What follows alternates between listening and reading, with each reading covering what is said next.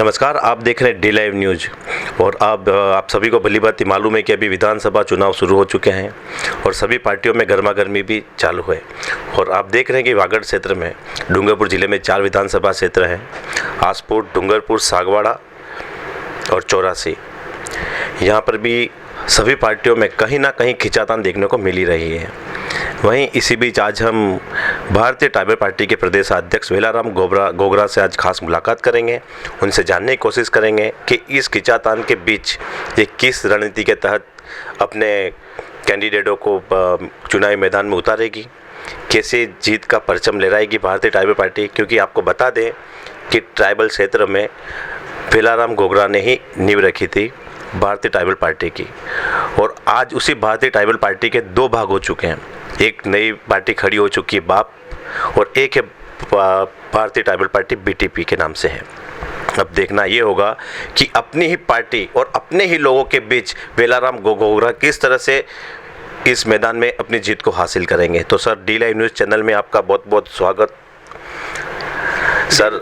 Sir आप हमें ये बताएं कि आपकी ही पार्टी और आपके ही लोग हैं, अब आपको अपने ही लोगों से लड़ना है, तो सर आपकी क्या रणनीति होगी और कैसे अपने ही लोगों के बीच में आप खड़े रह पाएंगे? डी लाइट टीवी चैनल को बहुत बहुत धन्यवाद। जो समय और परिस्थितियां जो बनी हैं और जो घटनाक्रम अभी तक चल रहा है, ये निश्चित ही इस क्षेत्र के लोगों के लिए बड़े हित में नहीं है। लेकिन जो आपने सवाल उठाया है, उस सवाल के संदर्भ में मैं यही कहूँगा कि भारतीय tribal party ST, SC, OBC, minority और अन्य सामान्य गरीबों के हित की आवाज़ बनकर आई थी और वो उसी के अनुकूल 2023 के चुनाव हैं अपने उम्मीदवार उतार रही है।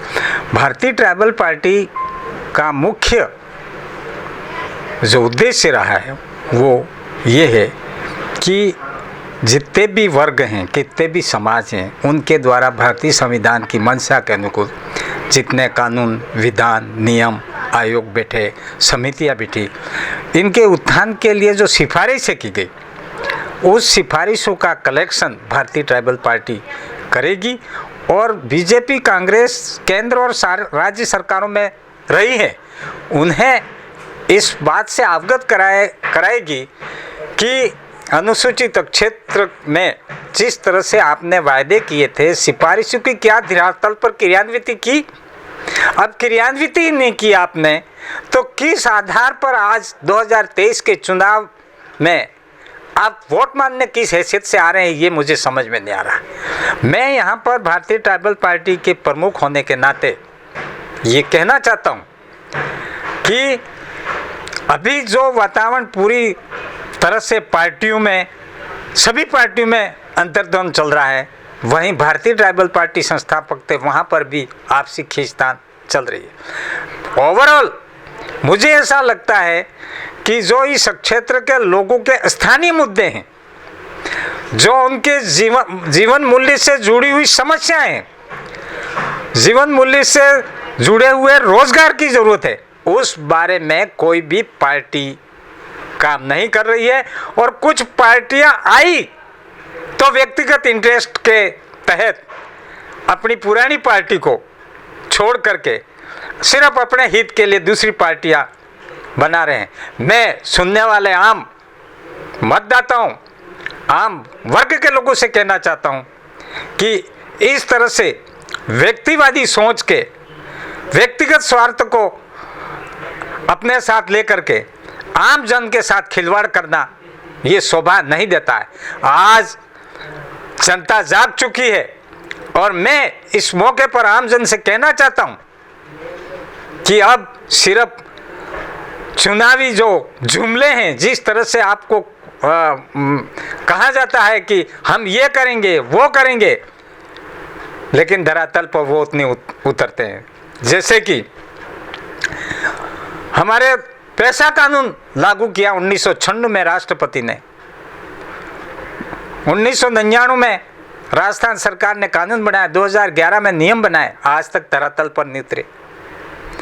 इसी प्रकार से कई योजनाएं बीजेपी, कांग्रेस की सरकारों द्वारा समय समय पर लागू की गई, लेकिन इंफ्रास्ट्रक्चर बिल्डिंगें बनाने के बाद में उसमें लाभ लेने वाले आदमी का अस्तित्व आज खतरे में, ये मैं यहां बताना चाह रहा हूं। क्योंकि सिर्फ इंफ्रास्ट्रक्चर डेवलपमेंट हो और उसमें जितनी मकान भवन बनाने हैं, ये है वो है, जो भी काम करके और जितना विकास के नाम आता है उसको उस कार्यक्रमों का आयोजन कर, बिल्डिंगें बनाकर, जो इंफ्रास्ट्रक्चर डेवलपमेंट करके और एक मद में राशि रख करके सिर्फ हड़पने का काम कर रहा है। भ्रष्टाचार चरम सीमा पर है और आज भ्रष्टाचार की हद यहाँ तक हो गई है कि एक गांव का आदमी किसी ऑफिस में जाता है तो 10 बार घुमाया जाता है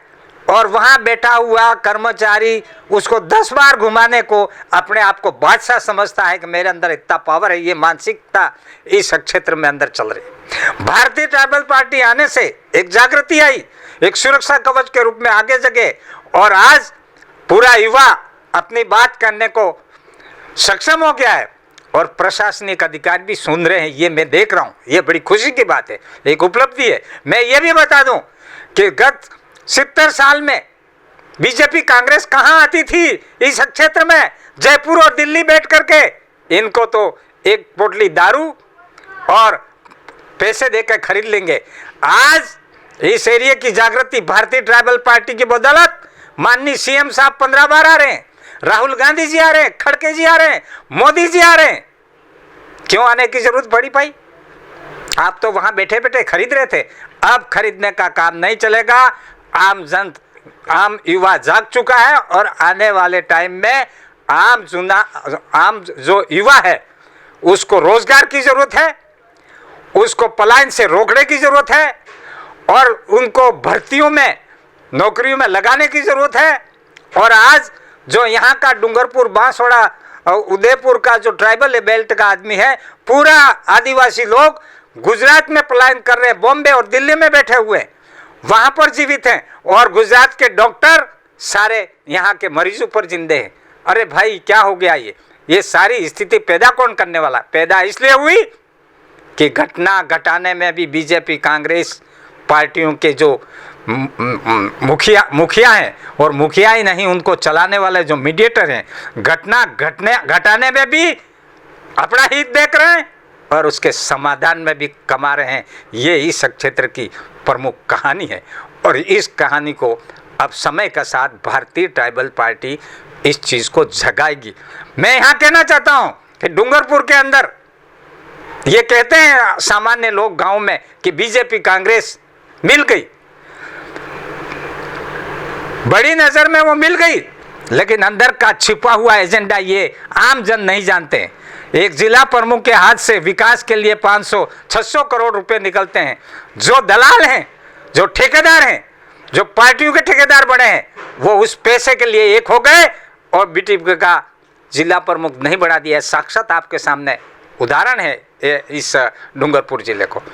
अरे हमारे तो जमीनें कौड़ियों के दाम जा रही हैं, हाईवे पर जमीनें जा रही हैं, आदिवासी जमीन बेच रहा है और आदिवासी ही जमीन रजिस्ट्री में खरीद रहा है और उस पर बैठा हुआ दूसरा है।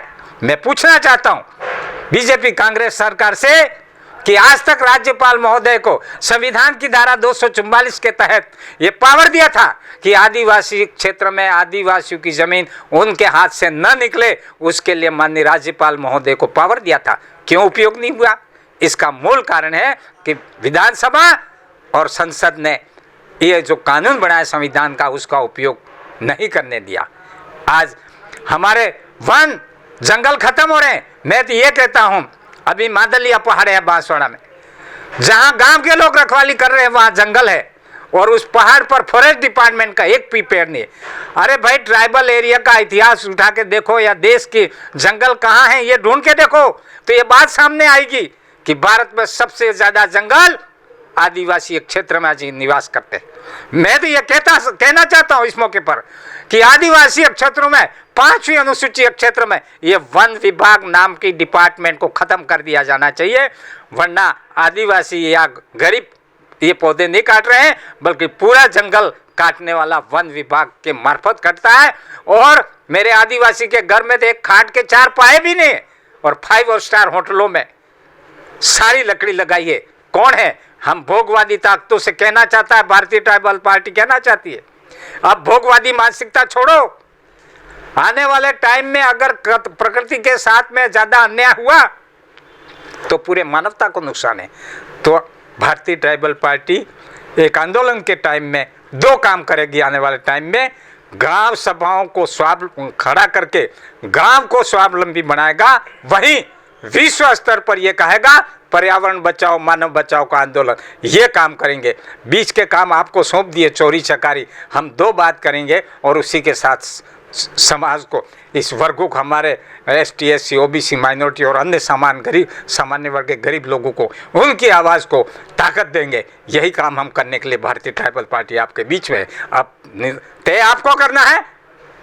आपको पैसे वाले हो सकते हैं, बड़े बड़े जब्बे पहन के, कुर्ते पहन के, कड़क लगा के आएंगे, नेता नजर आएंगे। हम ऐसे नेता नहीं हैं, हम जमीन से जुड़े हुए लोग हैं, जमीन से जुड़े हुए लोगों की बात करेंगे। मैं आम जन से आह्वान करना चाहता हूँ, इस चुनाव में देख लीजिए, बता दीजिए कि हकीकत कौन सही है और कौन गलत है। और जैसा कि प्रश्न किया मेरे भारतीय ट्राइबल पार्टी से दूसरी पार्टी बनाने का, वहाँ पर एक ही बात है कि मुझे लगता है कि मेरे दूसरी पार्टी बनाने वाले 5-10 लोग मुख्य धारा में आ गए हैं, जहाँ सब होते हैं धंधे।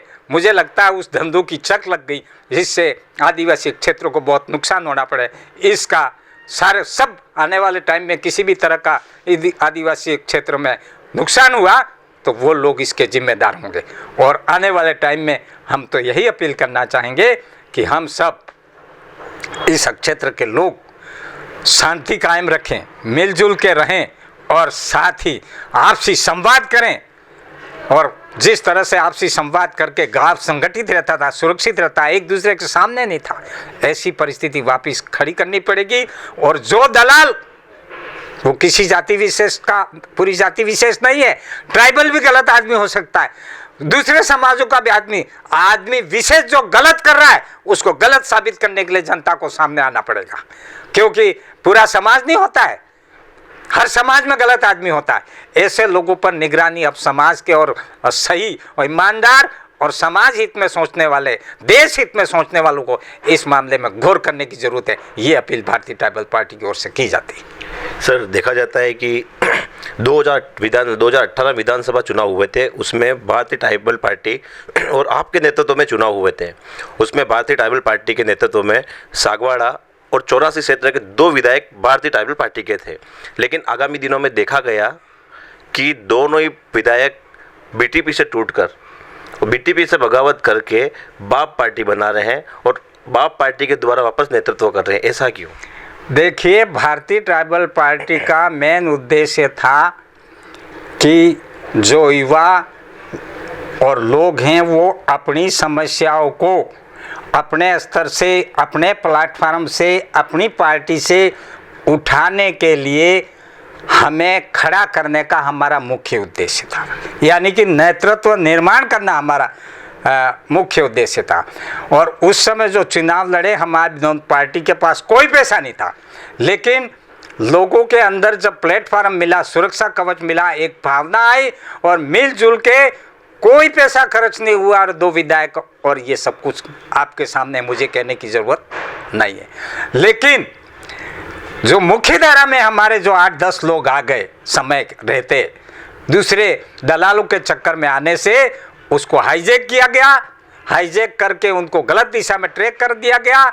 और जैसा कि भारतीय ट्राइबल पार्टी के विधान में तो ऐसा कुछ नहीं था कि एक बार जीतेगा तो दूसरी बार टिकट नहीं देंगे, लेकिन जो सामाजिक वैचारिक आंदोलन चला था, एक सामाजिक आंदोलन चला, उस वैचारिक आंदोलन में तय हुआ था कि आदिवासी क्षेत्र में हमें ऐसा सोचना चाहिए कि एक बार कोई चुनाव जीत जाता है तो दूसरी बार मौका दूसरे को देना चाहिए। ये एक सामाजिक सोच था, इसी सोच की वजह से ऐतिहासिक उपलब्धि हासिल की।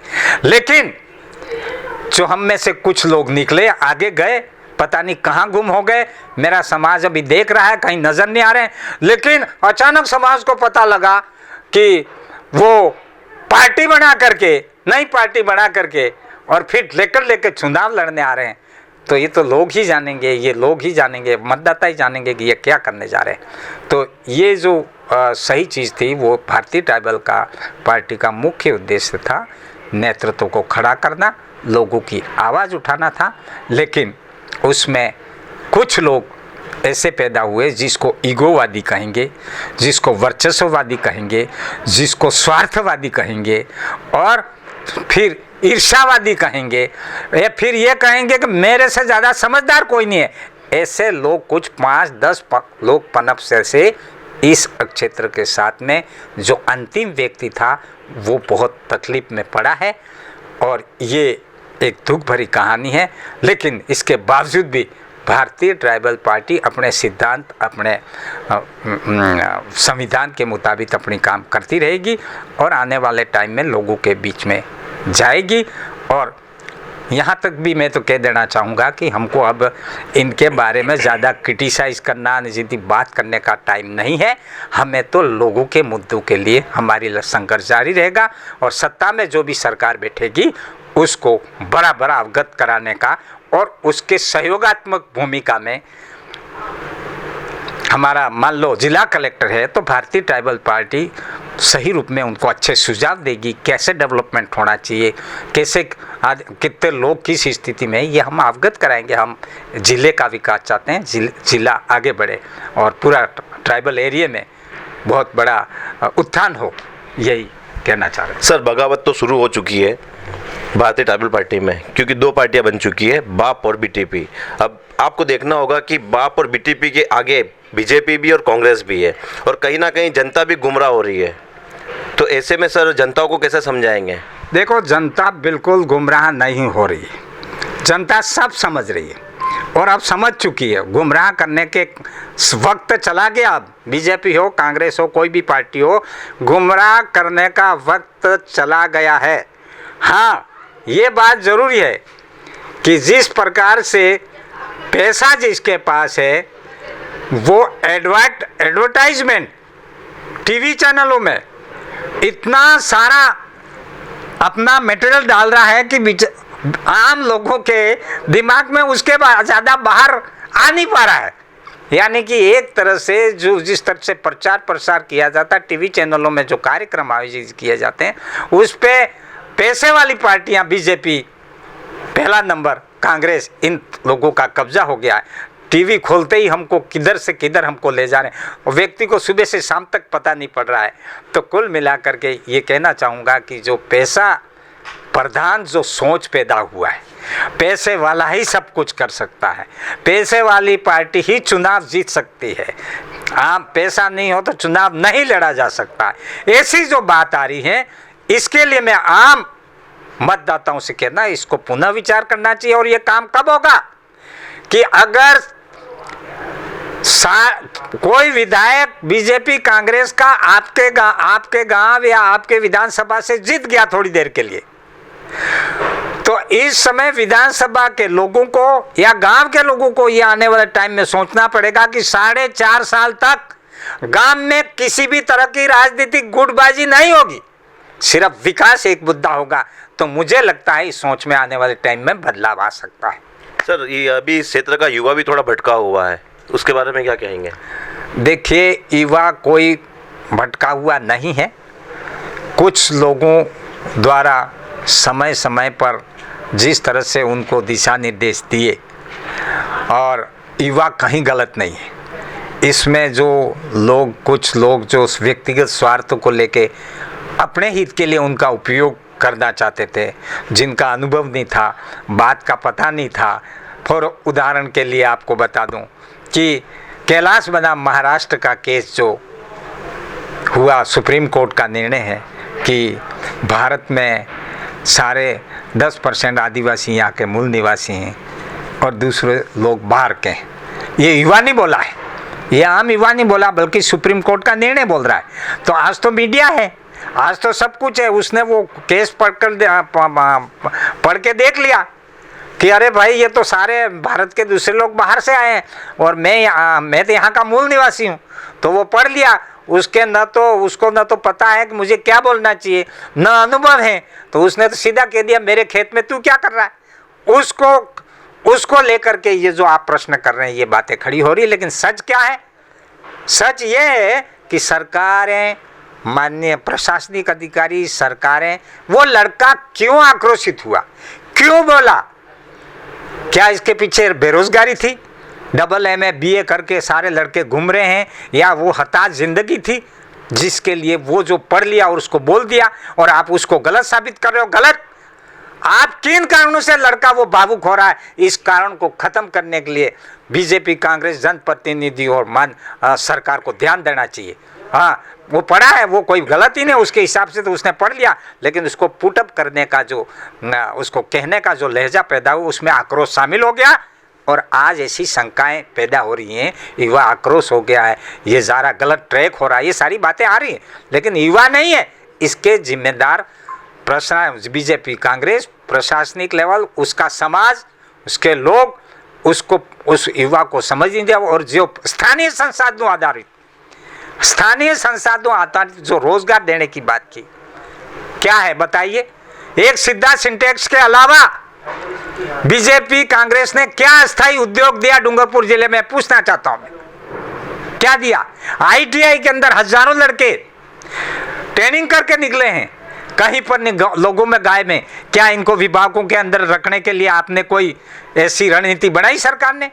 क्या उनको सहायता दे करके अलग से दुकानें खोलने के लिए औजार दिए? आपने ट्रेनिंग ITI में करा दी। लड़का कहाँ है? मैं राजस्थान सरकार, बीजेपी, कांग्रेस ने पूछना चाहता हूँ, पूरे राजस्थान के IIT से जो ट्रेनिंग किए हुए लड़कों को पता करिए, ये कहाँ है, क्या है, कहाँ बैठे हैं वो? आपके BEd किए हुए, MA किए हुए लड़के बैठे हुए।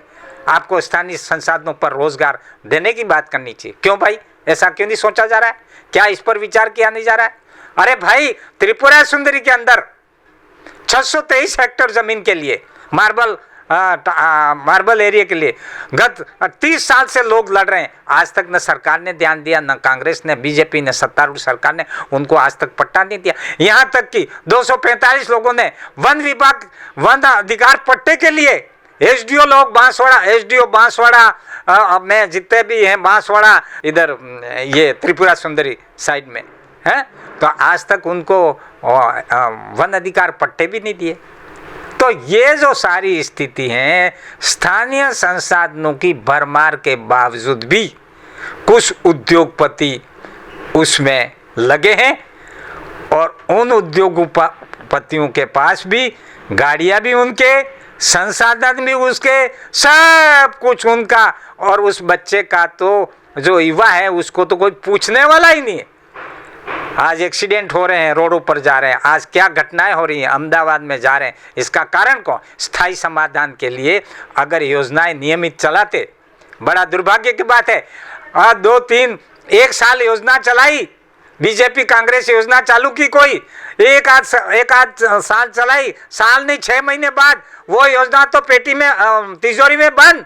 नया अधिकारी आता, वो अपनी योजना बढ़ाता है, और योजना में उसमें भ्रष्टाचार के नामे चढ़ जाता है, बिल्डिंग बन जाती है, और बिल्डिंग के बाद में उस बिल्डिंग है कुछ नहीं, बिल्डिंग है भंगार हो रही है। तो इस अनुसूचित क्षेत्र के अंदर स्थायी समाधान के लिए, स्थायी और लंबे टाइम तक ये योजना चलाएगी, तभी इनपुट सामने आएगी। और इस क्षेत्र के लिए विशेष तौर से जवाहरलाल नेहरू जी ने कहा था, जनजाति पंचशील के सिद्धांत दिए, जिसमें कहा था कि आदिवासी क्षेत्र में अगर इस क्षेत्र का विकास करना है तो आंकड़ों के आधार को विकास नहीं मानना चाहिए कि इतना करोड़ रुपया डूंगरपुर में खर्च किया, ये माना नहीं रखता है। 1 करोड़ रुपये, इतना करोड़ खर्च हुआ है, तो उसके अनुसार मानवीय मूल्यों में क्या बदलाव आया, इसको देखिए आप। आंकड़ों आधारित विकास बता करके इस क्षेत्र को ठगा है, अब वो बात नहीं चलेगी। यही नहीं, आपके जनजाति विकास विभाग उदयपुर में हमारा जनजाति आयुक्त बिठा दिया, उसको पावर ही नहीं है कुछ भी। भारतीय ट्राइबल पार्टी ये लड़ाई लड़ रही है कि भारतीय जो जनजाति संभागीय आयुक्त है, उस ग्रेड का अलग जनजाति आयुक्त नियुक्त किया जाना चाहिए। अभी तक नियुक्त भी किया, लेकिन उसको कुछ भी पावर नहीं है। महाराष्ट्र पैटर्न पर हमने राजस्थान पैटर्न लगाने की आवाज उठाई, हमने बात करी। जब विधानसभा में गए थे, जब सवाल किया माननीय मंत्री महोदय बामणिया जी से पत्रकारों ने मेरे सामने, जब कांग्रेस सरकार आपत्ति में थे तब पत्रकारों ने इनसे पूछा कि आपके 5वीं अनुसूची का क्या है, तो हमारे मंत्री जी ने कहा लागू हो गई है। अरे वो लागू हो जाती तो आज हम कोई शिकायत करने की जरूरत ही नहीं। वही महाराष्ट्र पैटर्न में लागू करेंगे, माननीय मालवीय जी बोले थे उस दिन। मैं पूछना चाहता हूं, महाराष्ट्र पैटर्न पर मसौदा भी तैयार किया आपने और अभी सरकार आते आते गुम हो गया। अगर महाराष्ट्र पैटर्न लागू होता इस ट्राइबल एरिया में 1500 करोड़ रुपए सीधे इस क्षेत्र के लिए आते, तो क्या हमको यहाँ के लोगों को फायदा नहीं होता? आज मैं गांव में, जिस गांव में लास्ट झोपड़ी में बैठा हूँ, वो आदमी रोड पर आके बैठा है, मैं शाम को कैसे सब्जी लाऊंगा? ऐसी जो परिस्थितियाँ खड़ी हुई हैं, मैं कोई किसी की शिकायत, किसी का विरोध या किसी को भड़काने की बात नहीं कर रहा हूँ, मैं हकीकत बयान कर रहा हूँ। मैं इसलिए कह रहा हूँ कि मैंने जीवन में गरीबी देखी है और स्वर्ग भी देखा है। जेनेवा गया मैं 94 और 2007 में, वो भी श्रीलंका, सार्क, पूरी दुनिया को सुना, गरीबी को देखा, नेताओं को देखा, गुमराह करने वालों को मैंने देखा। देखने के बाद असली बात बताने की कोशिश कर रहा हूँ। अरे भाई, मुझे भी सुनना, लास्ट आदमी को भी सुनो, कहीं ऐसा नहीं हो ज़्यादा बोल रहा है वेलारा, ऐसा मत समझिए। मैं तो जनता को सच बात है वो बता रहा हूँ और बताता रहूँगा। और आने वाले टाइम में मुझे आशा है कि इन सारे बिंदुओं पर भारतीय ट्राइबल पार्टी समय समय पर अवगत कराएगी और माननीय राज्यपाल महोदय से अपील करेंगे और ट्राइबल एडवाइजरी काउंसिल से भी अपील करना चाहूँगा कि सिर्फ काउंसिल बनने से मात्र नहीं बनेगा, उसका अध्यक्ष भी ट्राइबल होना चाहिए, चाहे ट्राइबल मंत्री बनना चाहिए। और जो महाराष्ट्र पैटर्न को तुरंत लागू करके वो जो राशि है सीधी अलग से खाता जनजाति आयुक्त के बजट खाता पूरा वहाँ जमा होना चाहिए, वहीं से जितने डिपार्टमेंट हैं वहाँ बजट डिस्ट्रीब्यूट होना चाहिए और वो भी स्थानीय लोगों से राय पर, जैसे कि किस पहाड़ पर टंकी बनानी है जिससे को हमको घर घर पानी मिल जाए, साफ सुथरा पानी मिल जाए। यहाँ फ्लोराइड से आम लोग घुटनों की बीमारी से परेशान है, पानी का टेस्ट बदल गया है। तो हमें तो ठीक से भाई पानी, सौर ऊर्जा उपलब्ध कराएं और जो योजना है वो लगातार कम से 10-20 साल चलाएंगे तो निश्चित ही इसका लाभ आम जन तक जाएगा। यही अपील भारतीय ट्राइबल पार्टी की ओर से की जा रही है। सर, चुनाव में भारतीय ट्राइबल पार्टी के क्या क्या मुद्दे होंगे?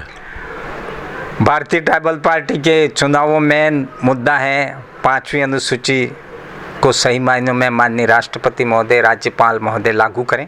उस दिशा में हम नियमित इनसे संवाद स्थापित करेंगे और एरिया की स्थिति को। दूसरा, जो पलायन है पूरा 5वीं अनुसूची क्षेत्र के पलायन को कैसे रोकें, पलायन को रोकें, उसके लिए हम नियमित मांग करते रहेंगे। इसी तरह से पैसा कानून की सही रूप से ग्राम सभाएं गठित राज्य सरकार से अपील करेंगे, वन अधिकार का सही रूप से पट्टे दिए जाएं उसकी साथ ही एक इंच ज़मीन की भूमि की पैमाइश हो, क्योंकि मैं देख रहा हूं कि गांवों में पैमाइश नहीं होने से, 50 साल पैमाइश होने से बड़े बाप के नाम से ज़मीन है और कौन बेटा कैसा नेचर का होता है। आज पूरा आदिवासी एक क्षेत्र के लोग पटवारी, पुलिस चौकी, थाने और कोर्ट में चल रहा है। अभी जा कर के आप डूंगरपुर के कोर्ट में देखो तो 95% आदिवासी कोर्ट में घूम रहा है। इसकी वजह, इसका कारण क्या है, इस पे सोचना पड़ेगा, ढूंढना पड़ेगा और इनके लिए वो करना पड़ेगा। साथ ही अनुसूचित जाति जनजाति आयुक्त भारत सरकार ने 28वीं रिपोर्ट जो भारत सरकार के अनुसूचित जाति जनजाति आयुक्त भारत सरकार ने राष्ट्रपति के माध्यम से संसद में भेजी है। आज तक मैं बीजेपी कांग्रेस से जो एमपी आरक्षित नेता जीत गए, मैं पूछना चाहता हूं कि वो रिपोर्ट के बारे में क्या आपको पता है? रिपोर्ट नहीं है तो उस रिपोर्ट को निकलवाया, जिसमें ये कहा है कि छात्रों को छात्रवृत्ति महीने की पहली तारीख को देय होनी चाहिए, सूचकांक के आधार पर पैसा बढ़ना चाहिए, बार बार जाति प्रमाण पत्र मांगने की प्रक्रिया बंद करनी चाहिए, ये वहाँ पर कहा गया है। लेकिन आज तक क्या किया? मैं कांग्रेस बीजेपी के एमपी जो गए हैं पूछना चाहता हूँ, इसका जवाब आज नहीं तो कल युवा मांगेगा। दूसरी चीज़, नगर पालिका नगर परिषद, नगर निगम जो आदिवासी क्षेत्र में हो रहे हैं, वो उसमें उसके लिए जैसे पैसा कानून की तर्ज पर मैसा कानून के लिए मसौदा संसद में पड़ा है, क्यों नहीं उठाया जा रहा है? क्यों नहीं इस पर एमपी और सरकार उस मसौदे को ट्राइबल एरिया में लागू कर रही है? तो आप ही लोग चिंता करते हैं, आप ही लोग इनको उठाने के लिए कानून बनाते हैं, नियम बनाते हैं, समितियां बनाते हैं, रिपोर्ट मांगते हैं, और रिपोर्ट मांगने के बाद जितनी खर्च की रिपोर्ट बनाने उसका पैसा भी, तो पैसे की बात छोड़ो, उसकी हवा वापस आती है और वो जा कर के आपके ऑफिस के अंदर फाइल जमा होती है और धूल खा रही है नीति आयोग से लेकर के योजना आयोग के अंदर। मैं खुद देख के आया हूँ। जब योजना आयोग में मैं अधिकारी से पूछता हूँ कि भाई इतना प्लानिंग हुआ क्या है, तो वो मैं खुद धूल देखी, उस आंकड़े इकट्ठे हुए, चालों पर इसका शोध हुआ, उसके बाद कोई पूछने वाला नहीं। तो ये कुल बात ये निकल के आई कि पूरी तरह से कुछ जो पूंजीवादी लोग हैं वो बात जरूर कहेंगे, यहाँ आएंगे अखबार में स्टेटमेंट दे देंगे, सर्किट हाउस में बैठ के आदिवासी क्षेत्र में हमने ये किया, ये योजना लागू की। जब मैं अखबार की कटिंग 10 साल पुरानी बैठ के पढ़ता हूँ कि ये योजना आई थी, मैं गांव में देखता हूँ तो उसका पता ही नहीं है। तो इस तरह से जो ठगा जा रहा है इस क्षेत्र का लोग, इस आम लोग, तो इस मामले में भारतीय ट्राइबल पार्टी अपना प्रयास जारी करेगी और इस प्रयास को करती रहेगी। सर, इस खास मुलाकात में आपका बहुत बहुत धन्यवाद।